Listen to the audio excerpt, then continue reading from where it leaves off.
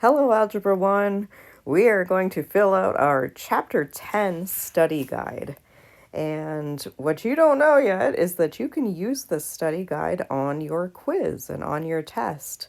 But it has to have things filled out on it that are meaningful to you. So I'm going to talk through this. I'm not going to necessarily write a whole lot of stuff on here.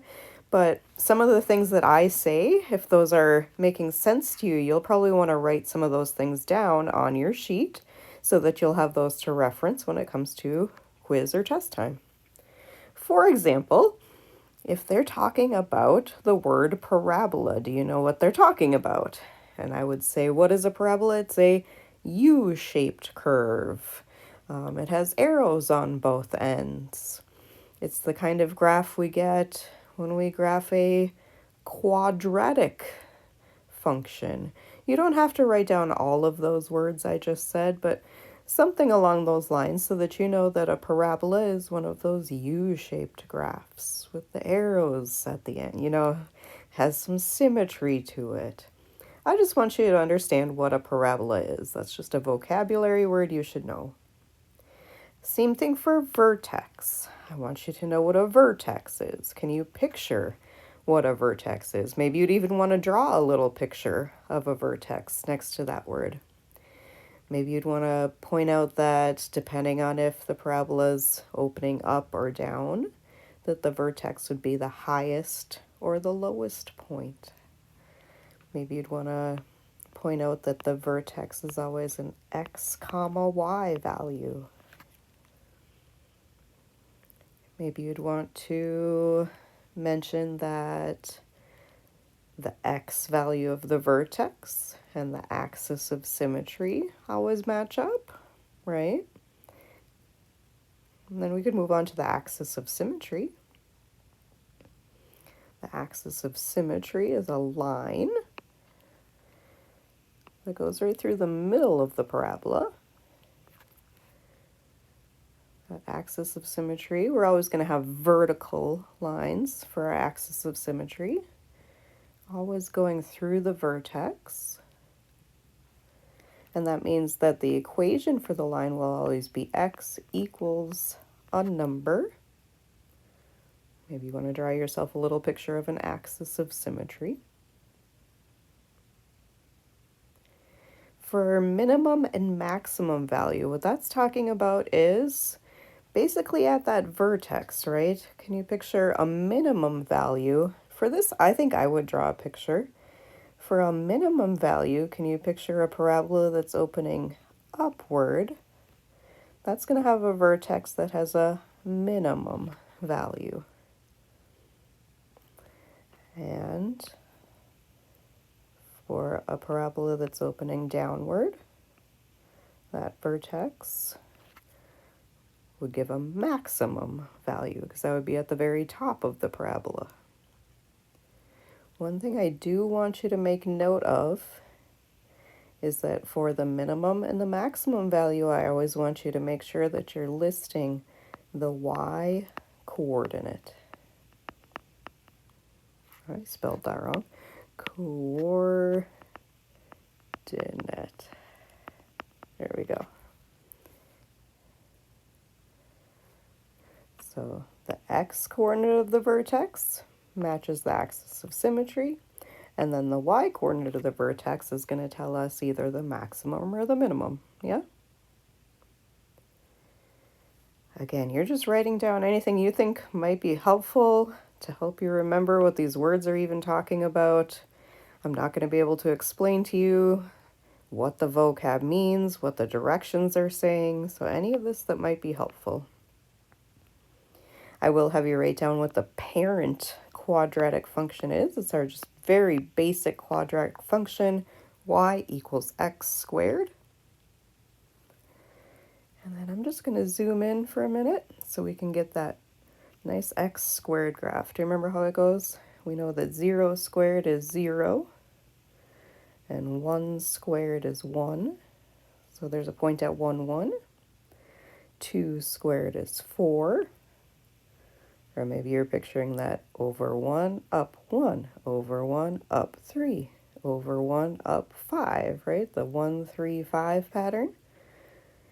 3 squared is up at 9. So there's that. If you remember, 1, 3, 5.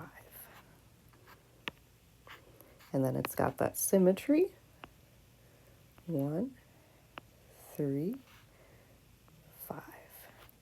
And that's going to work anytime your A value is a 1. Even if there's some other transformations going on, it'll still do that 1, 3, 5. But this is our parent function. Everything's kind of based off of that parabola.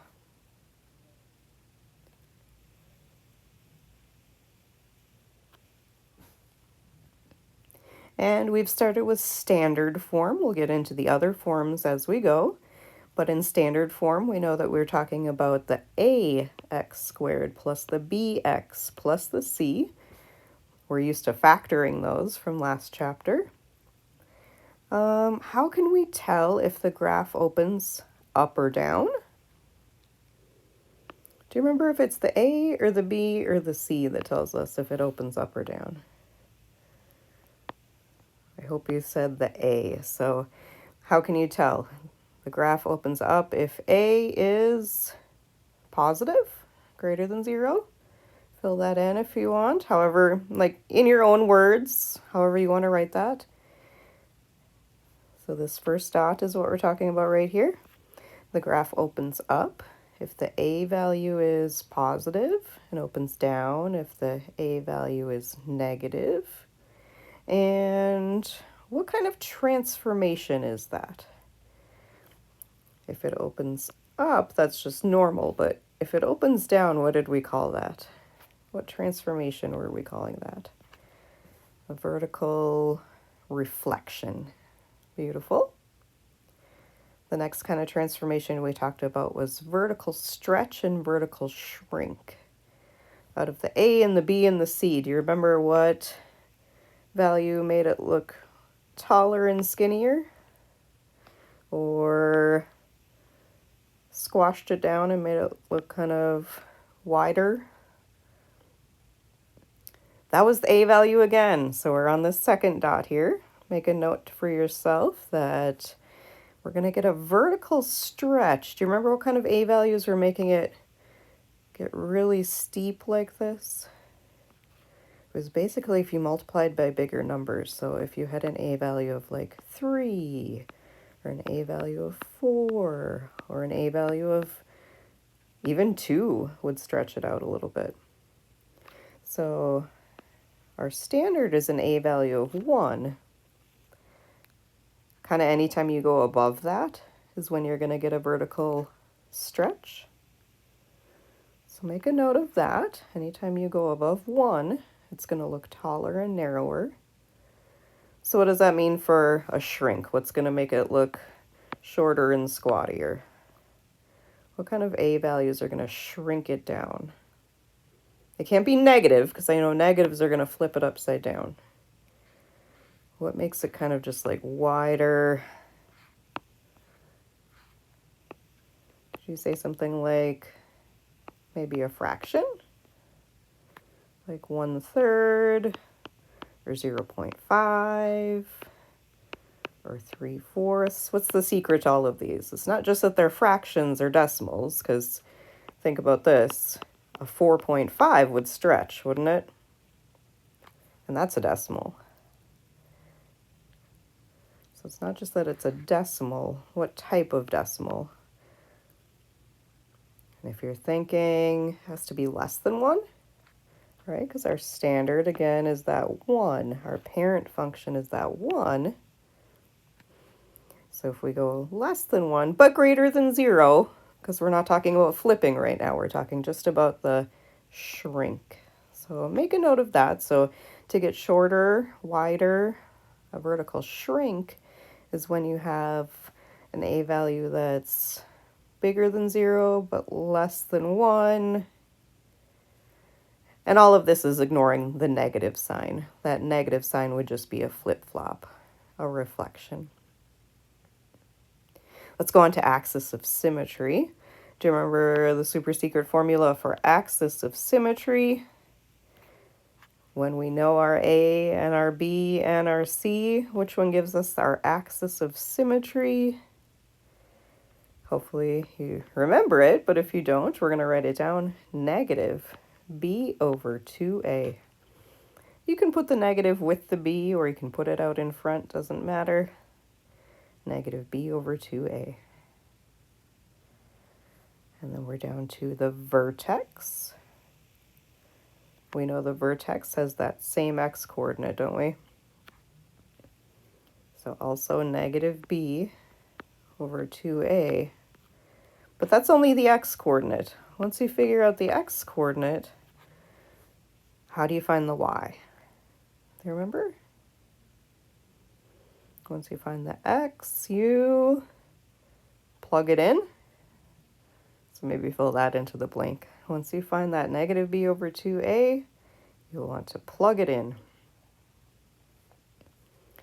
And then this one, the y-intercept. Well, I always remember that to find a y-intercept, I need to plug in an x equals 0. Don't scribble this out on yours, but imagine that all of these x's were just zeroed out. All of these x's were zeroed out. What's the only thing that's left? The c. And so that's how I remember that there's a y-intercept at basically 0, c. The y-intercept is going to be at that c value. So I think if you have some of that stuff written down, that'll be a good reminder once you get to the quiz or even to the test. We're going to even learn more stuff. This stuff down here we haven't learned yet, but there's more to learn in this chapter, so stay tuned on that. If you want to go to the back side of this, again, some of this we've learned, some of it we haven't. I do want to go through standard form with you today, just so that we have an example on deck. We're going to go through intercept form and vertex form a different day, so let's talk about standard form. What would our steps be? We've got an A and a B and a C. In the old days, we would just make a table of values, but that's kind of old school. Although, what number would be good in our table of values? If we could figure out our vertex, right? So I'm going to say that's step 1. Let's find our vertex. Well, what's a good way to find our vertex? At negative b over 2a. So if you need to write down that a equals 3, and b equals 12, and c equals 5, go ahead. Step 1 is to figure out what that negative b over 2a is. And I like to write x equals negative b over 2 times a, negative 12 over 6, right? Negative 12 over 6 would be negative 2. That's actually our axis of symmetry. Only half of our vertex. How could I figure out the rest of the vertex? And if you look back on the front side, hopefully you have a little note. How do I find the y value of the vertex? I would need to plug it in, right? Use your calculator if you need to. We're going to take that equation, we're going to plug in the negative 2 wherever we see an x.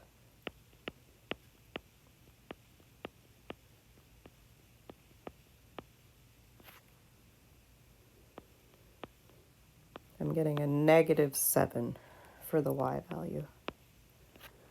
So that's a nice way to find our vertex in standard form, right?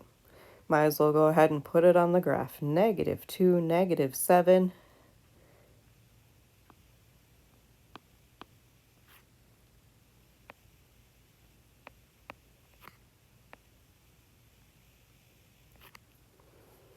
Are you thinking this parabola is going to open downward or upward?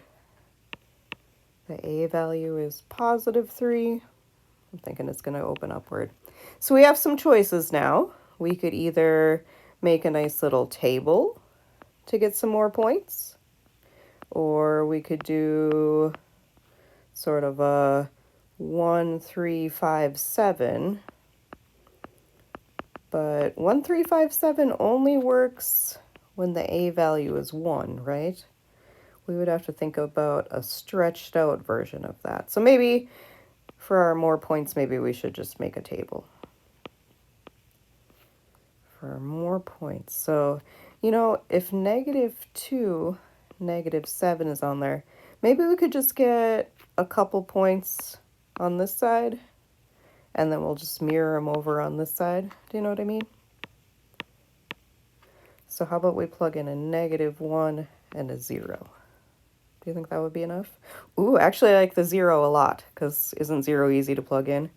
0 is just going to give me that 5. Love that point. And a -1, that should be pretty easy to plug in.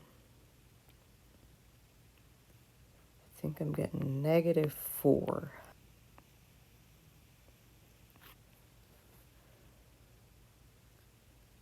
And if I've got those 2 points, I should be able to mirror those using that axis of symmetry on the other side. That's a pretty nice way of graphing in standard form. You find your vertex, and then you find some more points. And if you took really good notes, you probably should be able to follow that example when it comes to a quiz problem just like that, right? Beautiful. One other thing we could fill out right now, because you did it on a previous worksheet, is doing some converting. Although you're going to practice this more in a later worksheet too, but if you wanted to, you could start doing these right here. Do you remember how we had to FOIL these out? So I'd want you to try to FOIL these, and then once you're all done simplifying that, then go ahead and distribute the 1/2 to everybody. And then you would be in standard form. You'd be able to tell me what your A and your B and your C equal. Same thing for the second one. Only remember what you have to do here. You'd have to do x plus 1, x plus 1. Unless you remember how to do that special product sort of in your head. But if you don't, you'd have to FOIL that out. Then you'd have to distribute a 1/2 to everybody in there. Finally, you'd want to subtract a 12.5. And once you get all of that, then you should be into standard form, and you should have an A and a B and a C. We'll come back to that if you can't figure that out quite yet, but that should be good for your study guide for now.